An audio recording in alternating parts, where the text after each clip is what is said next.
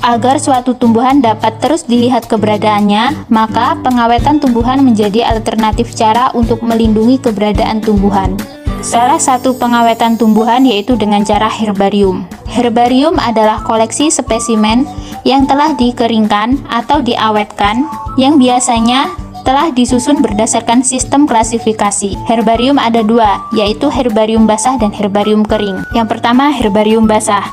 Herbarium basah adalah spesimen tumbuhan yang telah diawetkan, disimpan dalam suatu larutan yang dibuat dari komponen macam zat dengan komposisi yang berbeda-beda. Contohnya, pengawetan pada spesimen buah atau bunga yang memiliki bentuk yang tebal dan tidak memungkinkan untuk dilakukan dengan pengawetan dengan cara koleksi kering. Larutan umum yang biasa dipakai dalam koleksi basah yang pertama yaitu ada alkohol 95% sebanyak 3.500 ml atau 70% dan aquades sebanyak 1.500 ml atau 30%, sehingga total larutan keseluruhan adalah 5.000 ml. Atau dapat juga menggunakan larutan yang terdiri dari alkohol 95% sebanyak 3.100 ml atau 62%, aquades sebanyak 1.050 ml atau 33%, dan gliserin sebanyak 250 ml atau 5%. Spesimen yang diawetkan kemudian dimasukkan dalam toples kaca. Ukuran toples disesuaikan dengan besar dan kecilnya spesimen yang akan diawetkan. Pada spesimen tertentu, kandungan alkohol akan berubah, sehingga harus dilakukan penggantian alkohol secara rutin. Selanjutnya ada herbarium kering.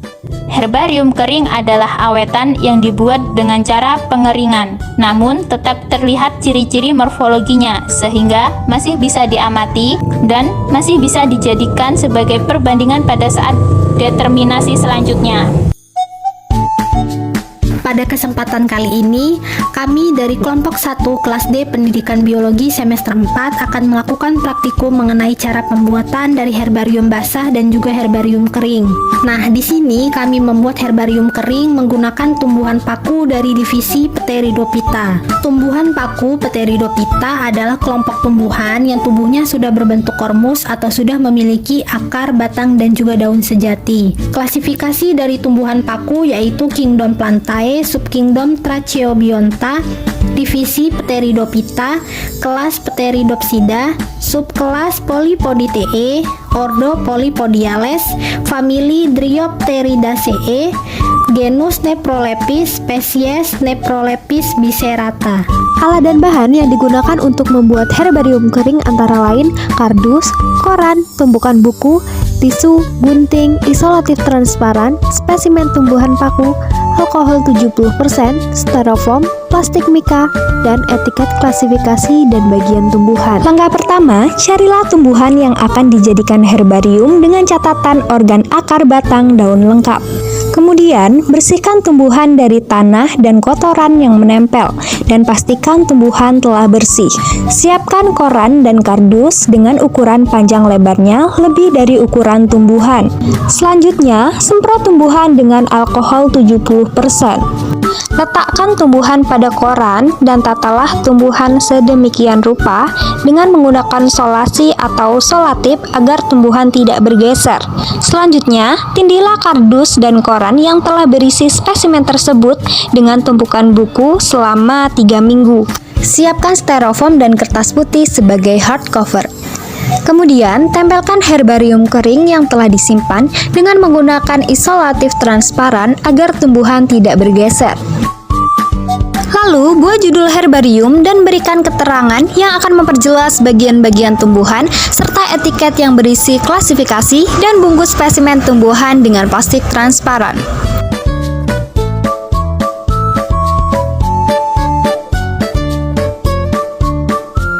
Kemudian selanjutnya untuk herbarium basah, kami menggunakan tumbuhan lumut daun dari divisi Bryophyta. Lumut daun atau lumut sejati adalah tumbuhan yang termasuk dalam divisi Bryophyta sensu stricto atau musci.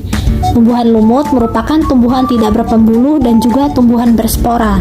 Klasifikasi dari tumbuhan lumut daun yaitu Kingdom Plantae, divisi Bryophyta, kelas Bryopsida, ordo Bryopsiales, famili Bryopsiae, genus Bryopsida, dan spesies Bryopsida sp. Alat dan bahan yang digunakan untuk membuat herbarium basah antara lain toples kaca, isolatif, kertas label klasifikasi, lumut daun, aquades, dan alkohol 95%.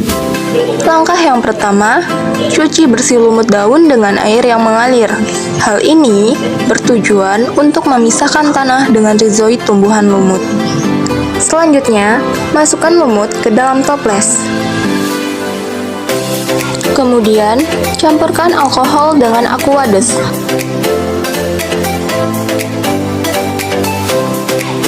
Lalu, masukkan alkohol yang sudah tercampur dengan aquades ke dalam toples. Setelah itu, kita tutup rapat toples. Kemudian, tempelkan kertas label yang berisikan klasifikasi dari spesimen yang kita gunakan menggunakan solatif.